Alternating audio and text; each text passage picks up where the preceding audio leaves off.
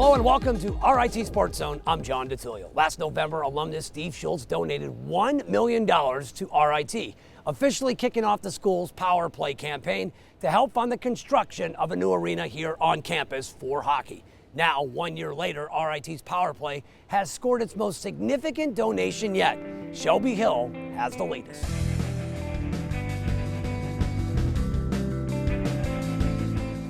Construction on the future home of RIT hockey hasn't even begun, but the new facility already has a name. Thanks to a $4.5 million partnership with the Policini Foundation and Tom Golisano, the hockey program will soon call the Gene Policini Center their new home. This is an amazing story, and we just couldn't have a better name for this arena. You know, Gene Policini and Tom Golisano were childhood friends.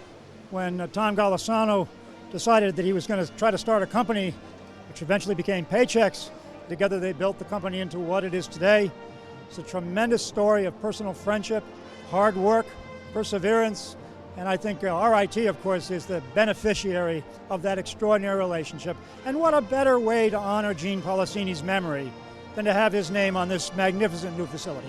Now, what does this donation say to the Policinis and Tom Golisano's commitment to the community? Well, I think, and maybe not as publicized all the time, the money that they certainly help out many causes throughout our community. The community is very important to them. These are people that, you know, Rochester is very special to them and really help Rochester thrive. We really appreciate everything that they've done. How gratifying is it to you in the campaign? You know, it couldn't be better. It's exactly the big gift we needed to get this campaign going. We're, I think, over halfway there now. I think that this will build excitement towards the campaign, and hopefully if we raise a couple $1 million more, this spring we'll get an architect, and maybe if we get a couple million after that, we'll start construction in the fall. So how much have you raised so far? About a little over $8 million, and we're very encouraged by what we hear from the community. We have some other large asks out. There's no question we're going to build this thing. The only real question is when. Now, do you think you're going to start building, before you get the $15 million, or wait until then? Well, now that we have a name for the center, it makes it easier for us to start looking forward to getting an architect and thinking about the placement and making some more firm plans to make this happen. And so it's exciting. What does this do to the momentum of the campaign? Oh, it's a big surge, let's put it that way. You know, when you get a $4.5 million gift, it sends a message out to folks that we're serious. We got some people behind us who are serious about it, and I think it's going to develop kind of a snowball, a little domino effect. We'll get more gifts, bigger gifts, hopefully, and we'll get to that $15 million point sooner than we think. Are you talking to some other major companies, and is there, a major donation in the works? Or? We have several things in the works. They're not nearly as big as this, but we have quite a few things in the works, and they all add up. And we're going to get there, and I couldn't be more thrilled, not only with this wonderful day and this wonderful announcement, but the team's playing well tonight, so what's not to like? Is it kind of hitting you that a new rink is really going to come to campus? Yeah, it is. I mean, we've been talking about it for a while and very hopeful, and we've had some very generous gifts already. And the thing that I guess I appreciate more than anything else, or I think is special about this, it's coming from people with sincere interest in hockey, and I think it makes it that much more meaningful. The name Gene Policini will live on for a long time and will be a very special building in our community. When you see the president standing out there saying that this thing is going to become a reality, and I kind of watched. I looked up in the stands, and I just saw the excitement in their eyes and their voices. It's what we have here is a pretty darn special thing. Now we have the Gene Policini Center. We'll have people who knew about Gene, his work, his contributions to the community. I don't know how this can't succeed now. To date, RIT has raised over half of the campaign's $15 million goal. Now, for more information on how you can join the effort to help build the Gene Policini Center, visit rit.edu/powerplay. Well, still to come on SportsZone, a familiar face returns to the ice after a 5-game suspension, and men's soccer plays for its first Liberty League title. Highlights are on the way. You're watching RIT SportsZone in high definition.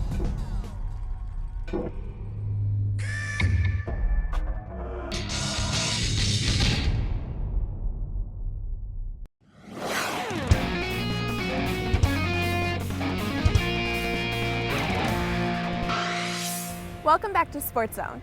Since 2007, RIT and Air Force have been the teams to beat in Atlantic hockey, with the Falcons claiming 4 AHA crowns and the Tigers earning 1. RIT welcomed their rivals to Rochester for the first time this season, looking to halt the Falcons' 7-game unbeaten streak. As there you take a look at Shane Matalora. How about the applause, Johnny, for Shane Matalora tonight? Shane Matalora back in net after sitting out 5 games. More on him in a moment. Late first period, Adam Mitchell's shot is stopped, but Brian Potts is there to put home the rebound. 1-0 RIT after 1. Second period. Mitchell forces a turnover. Mike Kolovecchia finds Potts. Cross ice for his second of the night. RIT led 2-0.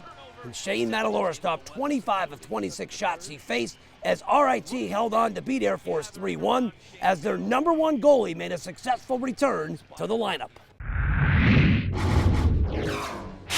Shane Matalora returned to the lineup tonight after serving a 5-game suspension for violating an NCAA rule. The infraction occurred in 2009 when Matalora forgot to officially ask the NCAA to certify him for coming to RIT. But now with that behind him, Matalora and the Tigers are ready to move forward.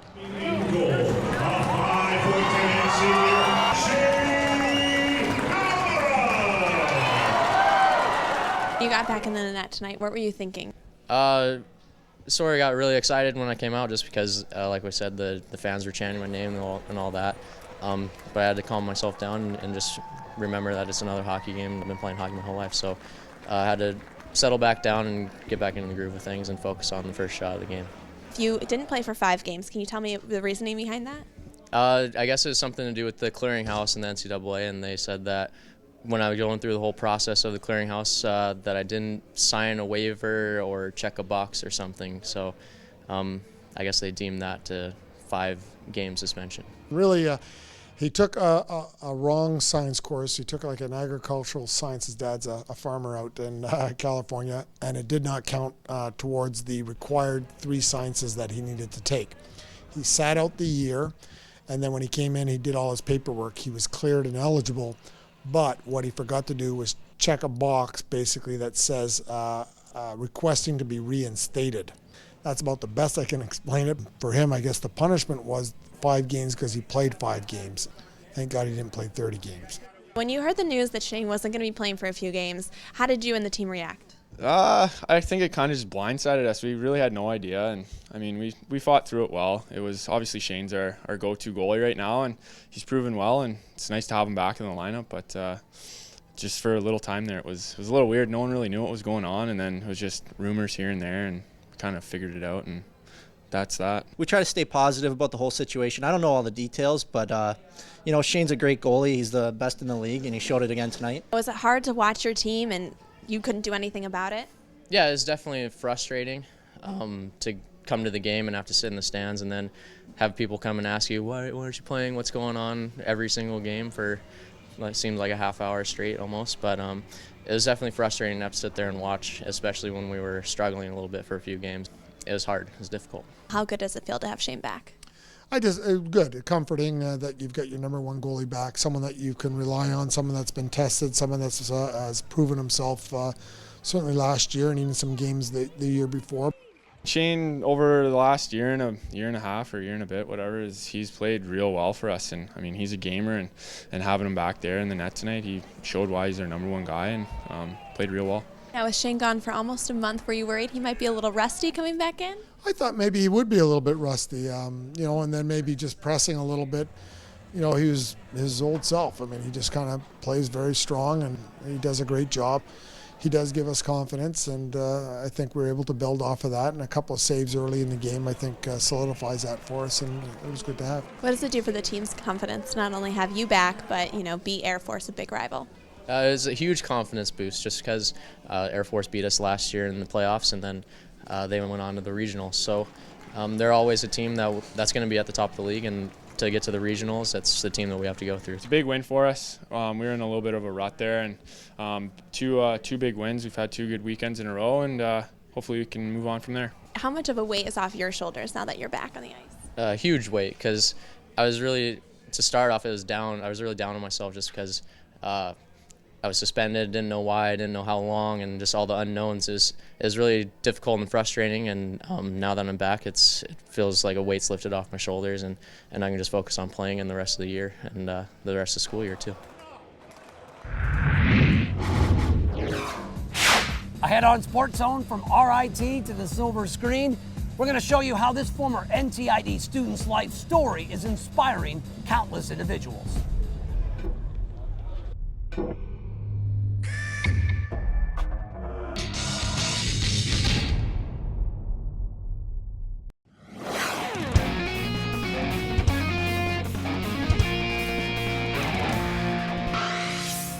Matt Hamill was the first deaf wrestler to win a national collegiate championship, and the former RIT student was also the first deaf person to participate in mixed martial arts. Through the years, Hamill's been an inspiration to many by overcoming adversity to make his dreams come true. Now, after years of production, his life story, filled with many ups and downs, has finally hit the big screen.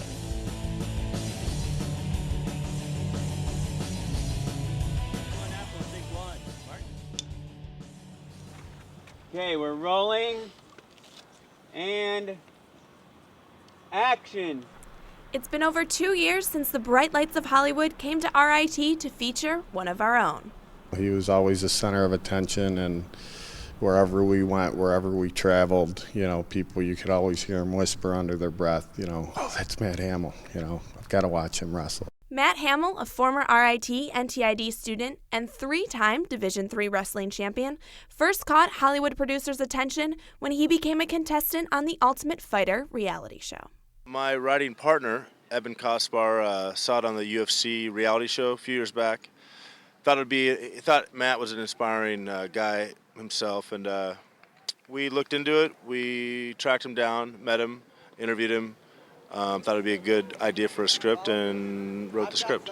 I think the writing process was difficult in the beginning, because to try and have explain to someone that we're going to write your life story, but we're going to just fit it in a 3-act structure and an hour-and-a-half film. Combine your dad and your grandfather into one character.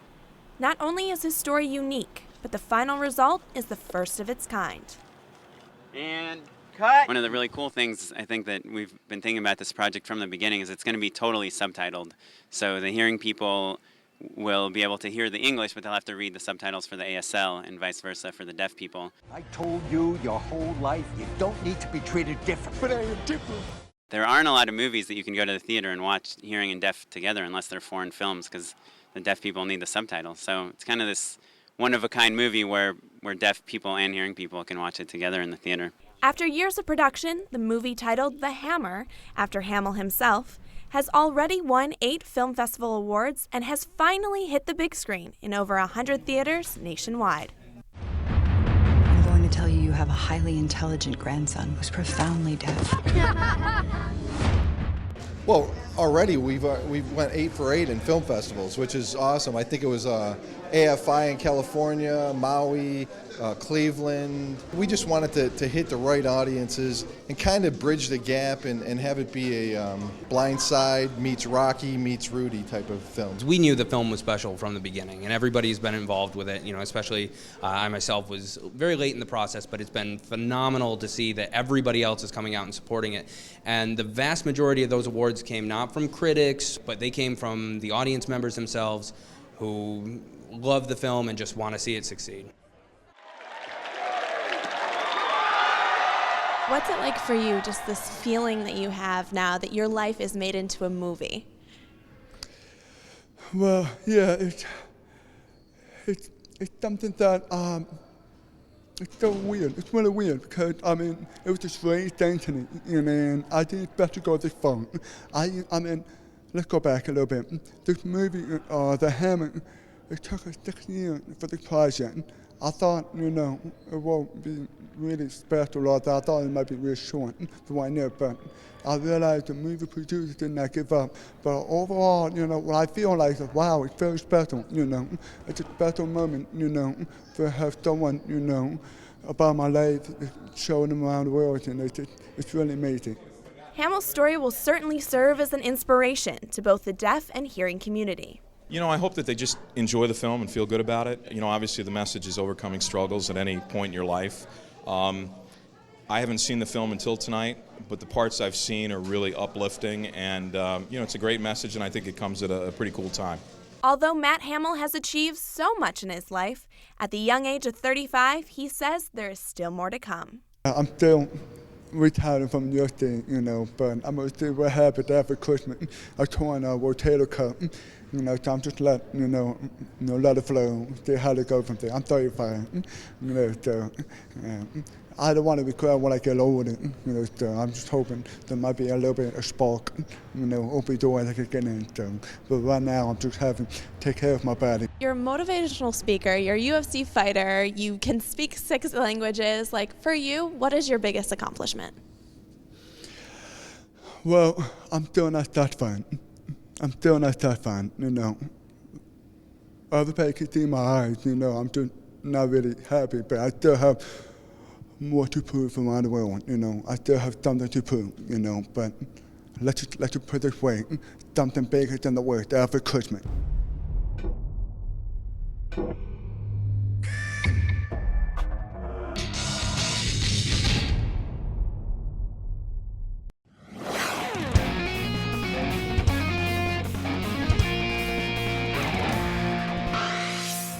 In just their first season in the Liberty League, the RIT men's soccer team proved they belong.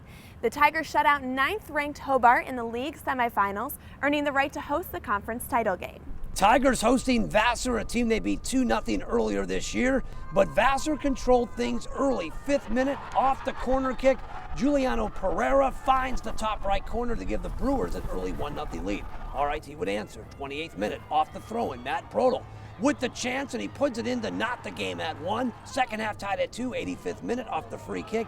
Xander Murlik elevates and heads in the eventual game winner as Vassar ends RIT season with a 3-2 victory. The RIT men's soccer team's successful run in a new league ended in disappointment. The RIT Tigers were defeated 3-2 against Vassar to lose the Liberty League championships and a bid to the NCAA tournament. 3, 2, 1. So it wasn't the ideal outcome, but what does it mean to you to have such a great season and come to the championship your first time in the Liberty League? Yeah, I mean, it was great for the team. You know, as a senior, we wanted to go out strong, and you know, most of the teams in the Liberty League didn't expect us to do what we did, and I'm proud of our boys, coaching staff, everybody. We gave it our all, and you know, it's tragic the way it ended, but it was still a great run, and look forward to seeing them here next year again. We want to win championships. Today we had a shot. Didn't play our best game, and ran into a team that's been flying lately, and hats off to them. They I think unfortunate for us today. Defeating Vassar 2-0 earlier in the season, do you think it made you guys a little too overconfident coming into today's game? No, it didn't. We knew what we had to do. We only executed for part of the game. You know, they're a great team. You know, all the teams in the Liberty League are so competitive that one day, you know, you can beat a team 5-0. Next day, you can, you know, lose. So it's a tough conference, one of the toughest in the nation, and for us to be in is a real privilege. How did not having your starting goaltender not affect the team chemistry? Well, we didn't have him Tuesday either. There's some effect, sure. You know, Sean was arguably one of the best goalies in the region all year. Strong part of our success. But this is a team. We have other players to step in. Ben stepped in and got a shutout Tuesday against the 8th-ranked team in the country. I thought he did. You know, he didn't hurt us today. But sure, you miss a player of Conway's caliber. No question about it. Why do you think you guys matched up so well to the teams in the Liberty League and did so well? We're a simple team. We like to play soccer. You know, but a lot of other teams, you know, play more direct, play physical. That's the American way. But we like to play soccer, and we beat teams by wearing them out with our fitness. And then in the end, you know, we beat them with our play and get a few goals. I think we did well against. Didn't matter who it was because we had some relatively tough players mentally who fought. We played a simple game. We had a lot of close games, but we got a lot of positive results in close games. So that tells you about a little bit of the mental makeup of some of the guys. They believed. We worked hard, and if you do those things, some good things can happen. We got a ways to go, but I think we got a taste this year, especially for some of the younger guys. You know, we're starting 2 or 3 freshmen most games. Today was about today and about this year, but we got to take a little bit of look and say, you know, what does this present for us for the future? Senior forward from Strongsville, Ohio, number 4, Dan Holowati. What will you take away from this season and your time here playing with the Tigers? Just the great memories, you know, on and off the field, in the locker room. You know, I met some of my best friends that I'll keep for the rest of my life, and you know, the memories when I talk to my grandkids about me playing college soccer, this is what I'm going to keep.